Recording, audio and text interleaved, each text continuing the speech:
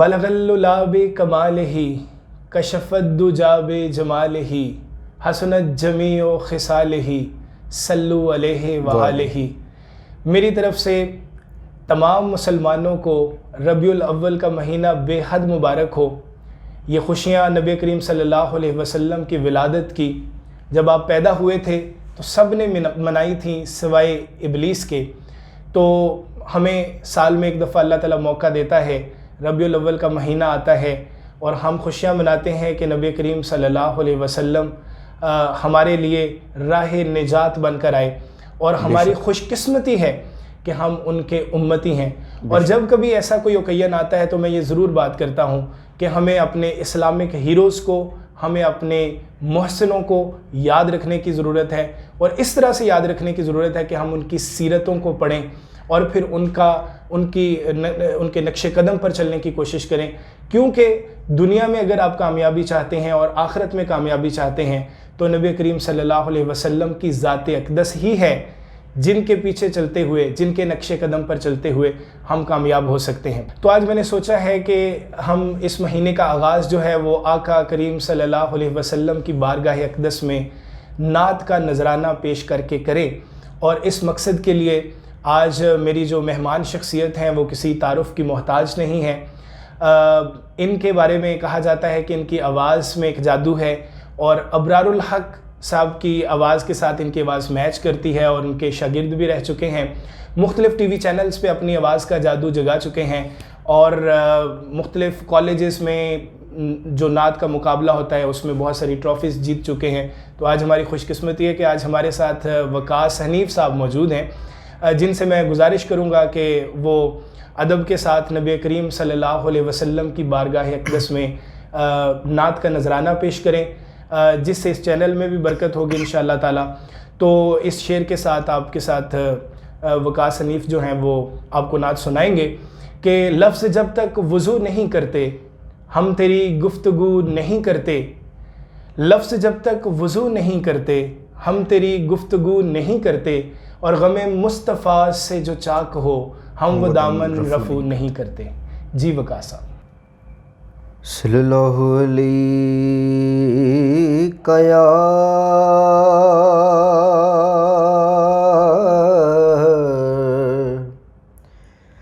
یا رسول اللہ وسلم علیک یا حبیب اللہ۔ سر بہت ہی پیارا کلام ہے، ماشاءاللہ۔ احمد ندیم قاسمی ان کا لکھا ہوا کلام ہے، اور انشاءاللہ اس کلام میں بڑا سرور بھی آئے گا، اور اس کا جو پہلا شعر ہے وہ فارسی کا شعر ہے، اور شاعر کہتے ہیں کہ میں کہ بے وقت و بے مایا ہوں پھر بھی تیری محفل میں چلایا ہوں۔ بے شک۔ کہ شاعر کہتے ہیں کہ میں کچھ بھی نہیں ہوں، میں نہ چیز ہوں، میرے پاس دولت بھی نہیں ہے، لیکن میں اتنا خوش قسمت ہوں، اتنا خوش نصیب ہوں کہ پھر بھی تیری محفل میں چلایا ہوں۔ بے شک۔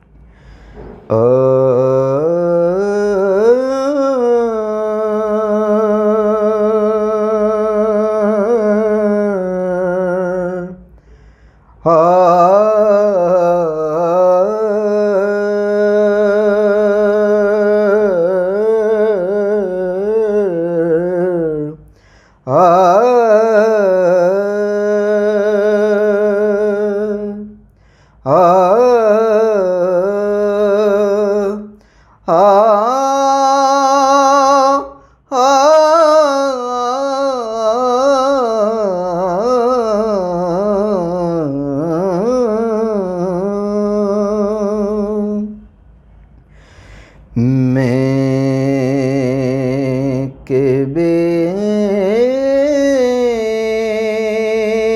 وقت و بے مایا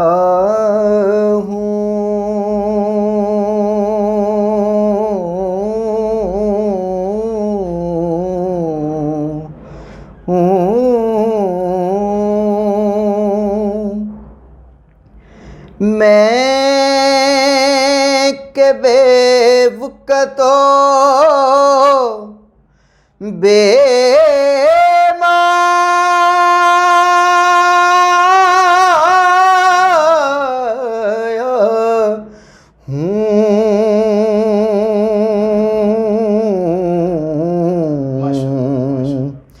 تیری محفل میں چلا آیا ہوں، تیری محفل میں چلا آیا ہوں، اور آج ہوں میں تیرا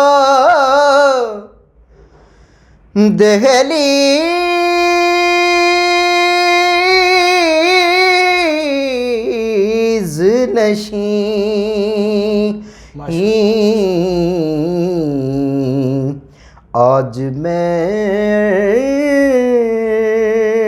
عشق ہم پایا ہوں، کیا کہنا، آج میں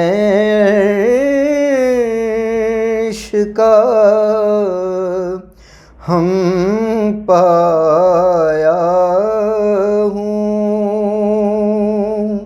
شاعر کہتا ہے کہ آج ہوں میں تیرا دہلیز نشیں، کہ آج میں تیری محفل میں آ گیا ہوں، مجھے ایسا لگ رہا ہے کہ میں عرش پہ آ گیا ہوں، آج میں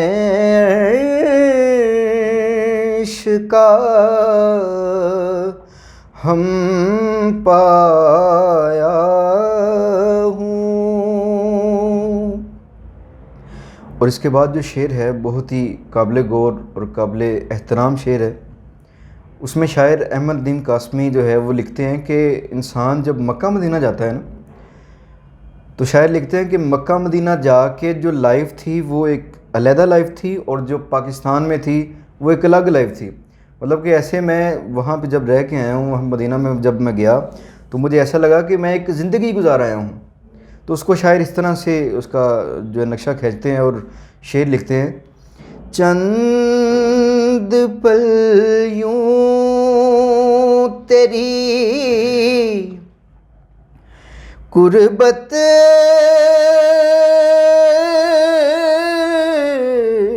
میں کٹے،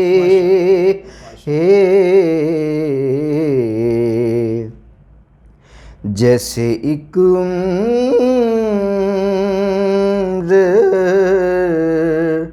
گزار آیا ہوں، جیسے ایک عمر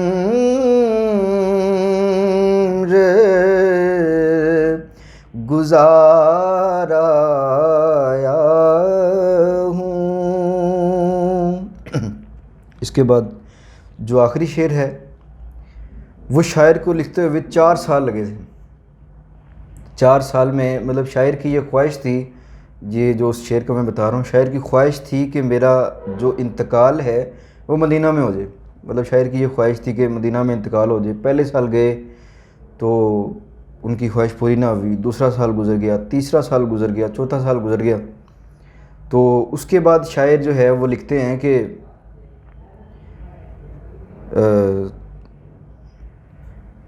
یہ کہیں خامیے ایمان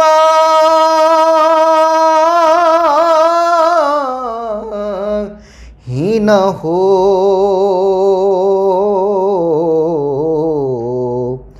میں مدینے سے پلٹ آیا ہوں، یہ کہیں خامیے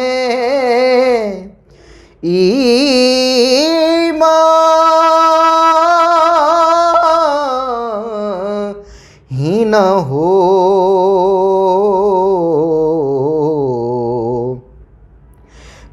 مدینے سے پلٹ آیا ہوں. ماشاءاللہ ماشاءاللہ. وقاص صاحب بہت ہی خوبصورت کلام آپ نے پڑھا. اللہ تعالیٰ آپ کی آواز میں اور ڈالے اور اس میں مٹھاس ڈالے، کیونکہ جو نبی کریم صلی اللہ علیہ وسلم کی مدح سرائی کرتے ہیں تو آقا کریم صلی اللہ علیہ وسلم کی طرف سے تحفتاً ان کے گلے میں اللہ تعالیٰ مٹھاس ڈال دیتا ہے. تو شاعر کہتا ہے کہ میں فقط خاک ہوں مگر نام محمد سے ہے نسبت میری. سبحان اللہ. میں فقط خاک ہوں مگر نام محمد سے ہے نسبت میری، بس ایک یہی رشتہ ہے جو میری اوقات بدل دیتا ہے. سبحان اللہ ماشاءاللہ. تو اس میں کوئی شک نہیں ہے کہ ہمارے لیے یہ بہت بڑی خوش قسمتی کی بات ہے کہ ہم نبی کریم صلی اللہ علیہ وسلم کے امتی ہیں. بے شک ہمارے لیے بڑی خوش قسمتی کی بات ہے کہ ہم چنے ہوئے لوگ ہیں، لیکن ہمیں اپنی اصلاح بھی کرنی ہے. ربیع الاول کا مہینہ اور آقا علیہ السلام کی جو پیدائش ہے، جو اس دنیا میں آمد ہے، وہ ہمیں درس ہی اس چیز کا دیتی ہے کہ آقا علیہ السلام سے پہلے جو عرب کے لوگ تھے وہ جہالت اور گمراہی کا شکار تھے، اور طرح طرح کی گمراہیاں جو ہیں وہ ان میں پائی جاتی تھیں.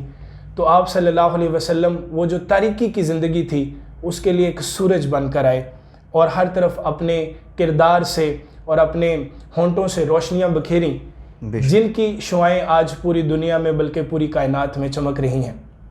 ہمیں ربیع الاول کے مہینے کے صدقے سے ہماری جو اس وقت پہلی ذمہ داری ہے وہ یہ بنتی ہے کہ ہم آقا علیہ السلام کی سیرت کے اوپر جو کتابیں لکھی ہیں، جو اوتھینٹک بکس موجود ہیں، ان کی اسٹڈی کریں، ان علماء کو سننے کی کوشش کریں جو نبی کریم صلی اللہ علیہ وسلم کی زندگی کا ایک سکیچ کھینچ کے ہمارے سامنے رکھتے ہیں. اور پھر ہماری ذمہ داری بنتی ہے کہ آقا علیہ السلام کی جتنی خوبیاں ہیں ساری کی ساری خوبیاں اپنانے کی کوشش کریں، پھر اللہ تعالیٰ جتنی ہماری جولی میں ڈال دے وہ ہماری قسمت ہے. تو آپ صلی اللہ علیہ وسلم کی پوری زندگی جو ہے وہ ہمارے لیے منبع ہدایت ہے. خطبہ حجۃ الوداع کے موقع پر آپ صلی اللہ علیہ وسلم نے فرمایا تھا کہ زمانہ جاہلیت کے تمام دستور آج میرے پاؤں کے نیچے ہیں. آج میں تم پر واضح کر دیتا ہوں کہ کسی عربی کو اجمی پر، کسی اجمی کو عربی پر، کسی گورے کو کالے پر، کسی کالے کو گورے پر کوئی فوقیت حاصل نہیں ہے سوائے تقویٰ کے. تو آپ صلی اللہ علیہ وسلم نے یہ بھی فرمایا تھا کہ یہاں جو موجود ہیں وہ ان تک میرا میسیج، میرا پیغام پہنچا دے جو یہاں موجود نہیں ہیں. تو اس وقت ہمارا کام یہی ہے کہ ہم خود بھی آپ صلی اللہ علیہ وسلم کی زندگی کا مطالعہ کریں اور پھر اس میسیج کو آگے پہنچائیں. میری سب سے درخواست ہے جتنے بھی لوگ اس وقت ذریعہ بن سکتے ہیں اس میسیج کو پھیلانے کا، اور جو اسکالرز ہیں، جن کے چینلز ہیں، وہ ان کے ذریعے نبی کریم صلی اللہ علیہ وسلم کی سیرت کو بیان کرنے کی کوشش کریں. آج تو میرا مقصد صرف اتنا تھا کہ ہم نعت کا نذرانہ پیش کریں آپ صلی اللہ علیہ وسلم کی بارگاہ میں، لیکن انشاءاللہ آگے ایک دو پروگرام میں ضرور کروں گا جس میں آپ صلی اللہ علیہ وسلم کی سیرت کے اوپر بالخصوص جو ہے وہ ہم بات کریں گے. وقاص صاحب کا بھی بہت بہت شکریہ ہے کہ وہ یہاں تشریف لائیں اور انہوں نے تھوڑا سا اپنے قیمتی وقت میں سے وقت نکالا. انشاءاللہ تعالی ہم اس کاز کو بھی جاری رکھیں گے اور آپ کو موٹیویٹ کرتے رہیں گے کہ یہ جو ہمارے اسلامک ہیروز ہیں اور بالخصوص نبی کریم صلی اللہ علیہ وسلم کی ذات اقدس ہے، ان کے بغیر نہ ہمارا دنیا میں گزارا ہے اور نہ آخرت میں گزارا ہوگا. تو اسی دعا کے ساتھ کہ اللہ تعالی ہم سب کو نبی کریم صلی اللہ علیہ وسلم کے نقش قدم پر چلنے کی توفیق دے، میں آپ سے اجازت چاہتا ہوں. اللہ حافظ.